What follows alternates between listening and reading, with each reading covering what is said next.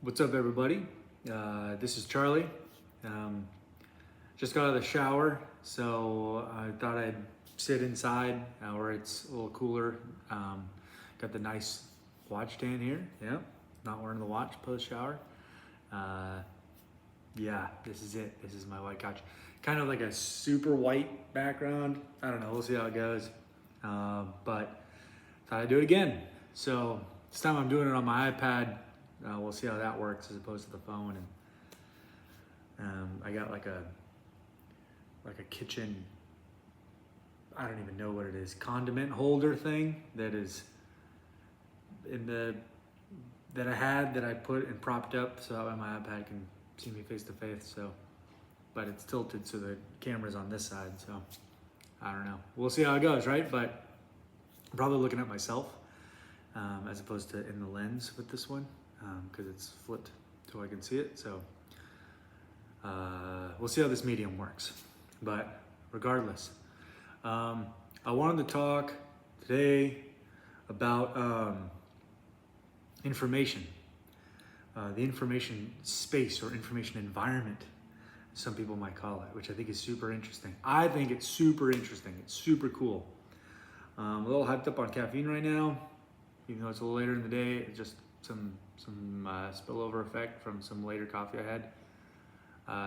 So I may be a little animated when I talk about this, but I think it's seriously such a cool topic that we don't fully understand. There's so many issues that come from information because the information that we consume shapes our perception of the world. We orient ourselves consistently to the information that we intake. Some people are gonna laugh at me for this, the people who know me, but I'm gonna get a little nerdy about it. I've been saying it for years. But I really do believe in what the military called an OODA loop, OODA. I always mix up the first two O's, whether it's orient and then observe, or observe then orient. I think it's observe then orient, but I could be wrong. I should have looked at that, but because I see them both as either one could come first. But the OODA loop, OODA, we'll call it observe, orient, decide, act. And then you do it again. And it was designed by this Air Force colonel. Probably lots of people have heard this already. If you haven't, it was designed by this Air Force colonel who I believe was a POW in the 1950s. And he was literally trying to formulate a way to not lose his mind. So he formulated a way of thinking and how to take action on things. And so he literally broke down the concept of thinking to OODA, observe, orient, decide, act. So you're observing your environment around you, that information, you orient yourself, and then it's decide. So you decide what you're gonna do, and then you act, you do that thing. Or it could be you orient, make sure you're oriented first. Okay, now once you're oriented, then you observe what you're seeing, and based on the inputs that you see, then you decide, then you act. It was one of those two. Apologies for those who know it better than I got wrong. But you got to do that. You got to what you observe in the information world is what you perceive. So naturally, you're going to maneuver throughout the world based on what you perceive, and so you have five senses. Typically, as a human, right? You got your eyes, you got your ears, your nose, your taste, and your touch. And those five ways of consuming data, consuming information, affect how you orient yourself. We all know this. Okay. Well, it used to be that if you consumed information, it was able to be consumed by another human right next to you, probably, because there was environmental factors, information like there is environmental factors. There were real things. For example, in this space, I am observing the physical room around me with my eyes. I'm smelling what's around me. I'm using all my senses to see and observe all the information that's around me in this room. And if there was someone sitting right next to me, they would see everything that's around me too. And there wouldn't be too much of a discrepancy. I wouldn't see something that they didn't see. If I look at that door, I'm looking at the exact same thing that they're looking at. Unless they're colorblind or they, perceive things differently, which we all know, that's an axiom, right? That individuals always see things differently. But even if there's that subjectivity in terms of interpretation in between the two people that are consuming the information, the objective reality is still the thing there. And you take that all the way to physics. Like physics is the study of, some physicist is probably gonna get mad at me, but you know what I'm saying? Like physics is the study of what is objectively real in this world. And so it's the study of nature, right? I guess is how someone would say it. It's the study of nature. And how do things happen naturally, all that stuff. So regardless, yeah, we would see the things, the same. We are in the wild west of society figuring out how to deal with itself when all of its parts are seeing different things at a increased velocity and a super stimulating and dynamic way. So if we look at like the evolution of the way information was transmitted to each other, if you heard about something that happened not in that current moment in time and place, if it didn't happen at that place and that time, you either had a memory about it, which that's cool because humans as species have the ability to understand time, before and after, as opposed to always staying in the present state.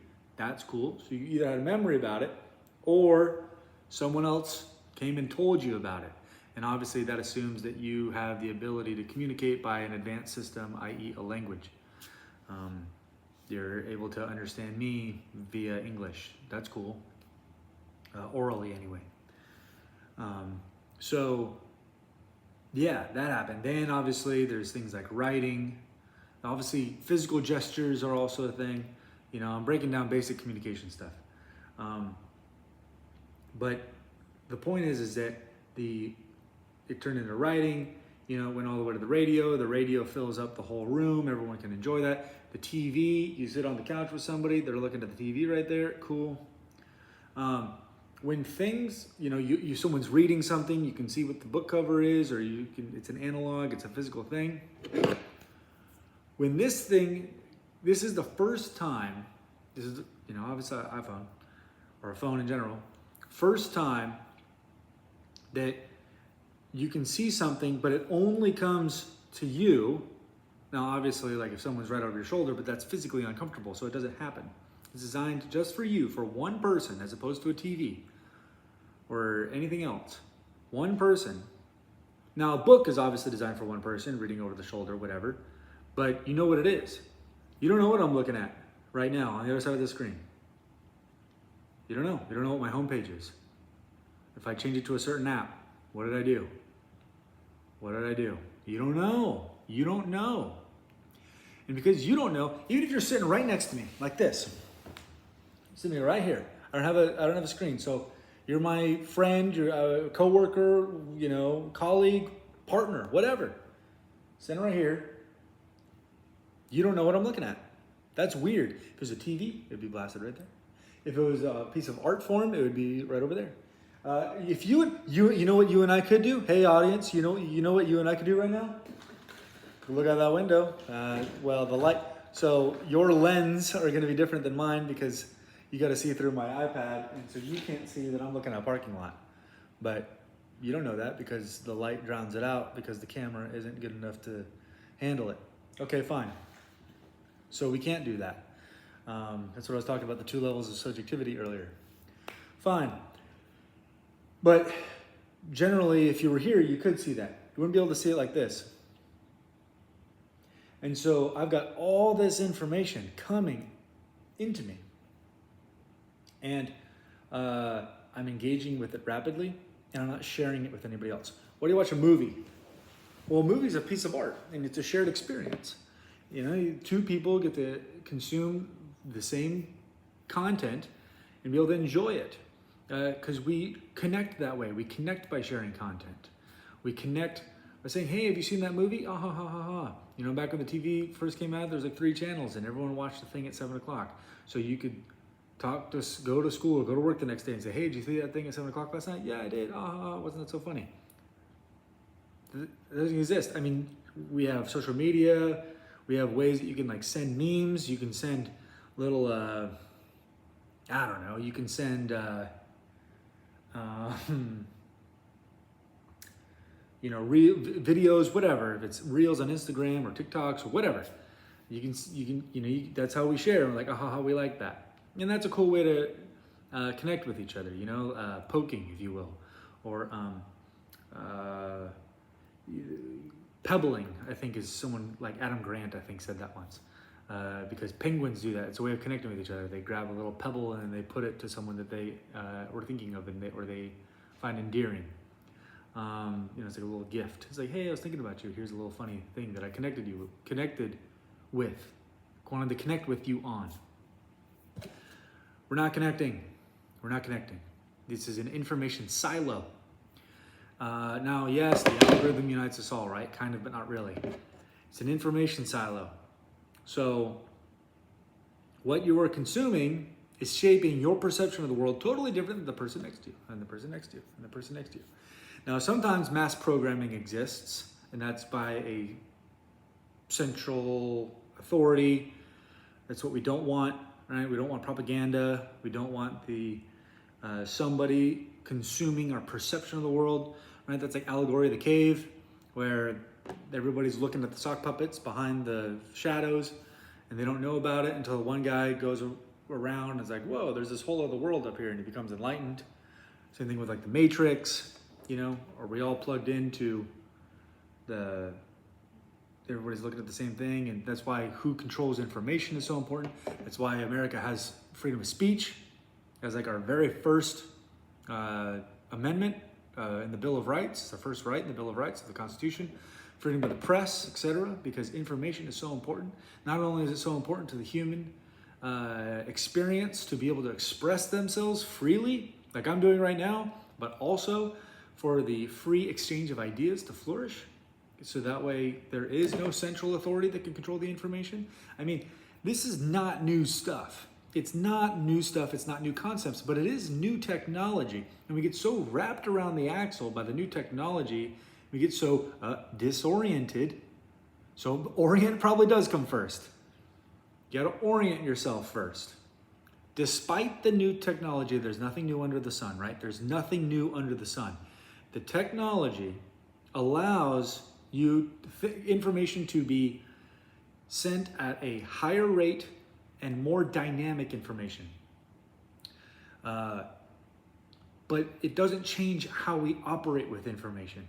There are still truths, and that is that information is power, and you want power to be decentralized to the people, if you will, as to the extent as possible, right? I mean, fundamentally as much as possible. So recognize that. I was talking with a buddy earlier. We're talking about significant relationships, and like why like an insecure partner might be like, well, let me see your phone, let me see this. Like I saw a thing today that was like, some girl was like, yeah, you can see my notes. Yeah, you can see my texts. Yeah, you can see my photos. Yeah, you can see my social media accounts. Can you see and then it was like, ChatGPT? It's like, no, you cannot see my ChatGPT. Why not? Well, because people are using AI systems to converse with it, and you might not want to burden a friend. You may not want to burden you might not have enough money for unlimited therapy, but the robot will never let you down so long as it's got power and you paid for the data plan, right? So, yeah, exactly. Tongue in cheek there, but you can talk incessantly to it, which means that you can explore every nook and cranny of that issue that you can come up with, which means that it's inherently going to be extremely intimate, which means that you may not want anybody to see it. Totally fair. But why don't you want anybody to see, the intimate parts of your life? Are you hiding? Is there something in your intimate world that you're hiding, right? So if you're hiding something, is there an ulterior motive? There's a trust thing, and then does the person that you're with feel insecure about that? Possibly. And so that happens. That happens a lot. Because they're trying to see the information that you're interacting with. It never used to exist a time where you could interact with information, and definitely not so much information, separate from a partner or another entity or another person that you were with. I'm in an analog room, not digital, but analog. The things that exist in the physics world are the same things that they're seeing. And sure, maybe I'll go to the grocery store real quick, but you better not be gone for more than an hour. And if you did go to the grocery store real quick, well, and it took more than an hour, what took you so long? And it's pretty expected to see what you saw at the grocery store. But here you could literally be cheating on somebody by sitting next to them on the couch. Crazy. And that's all because of how siloed our ability to engage with information is.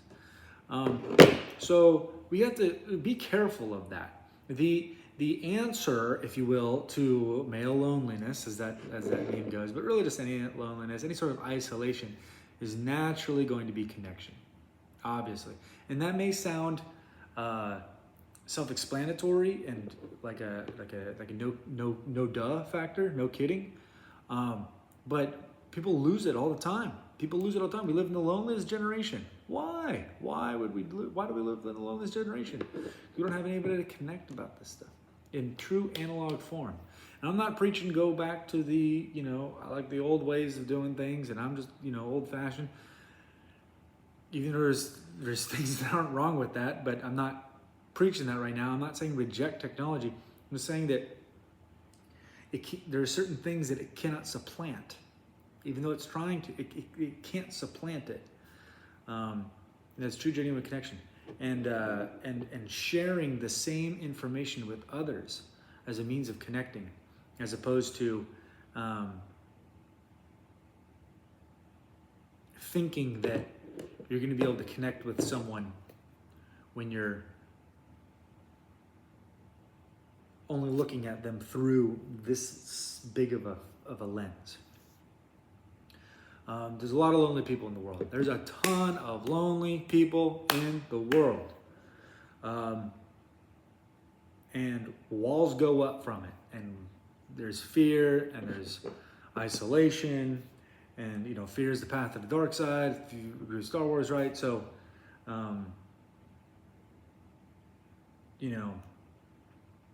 security is important, and how you perceive that, and security is a construct, so how can you be too secure? Not really, it's a spectrum. And how do you engage with that is important. It literally drives almost everything. And talk about divide and conquer. If you divide people down to the individual level based on what they're seeing on their phones, we're in for a world of pain.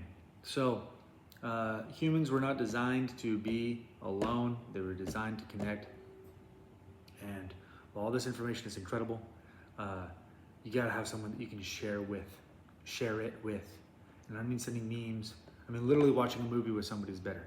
You're both looking at the same source, as opposed to one person watching it here and one person watching it there. That's not the same, because those two screens could be totally different, and you wouldn't know. So that's what I wanted to talk about. I know it's quite a bit of a ramble, but it is so important. It is so important to break down, to think about the concept of the information environment and consuming data through your senses, and how that has evolved from monkey talk, if you will, or body language, up to written word, and all the way up to everything from there. So, yeah, appreciate it. Thanks.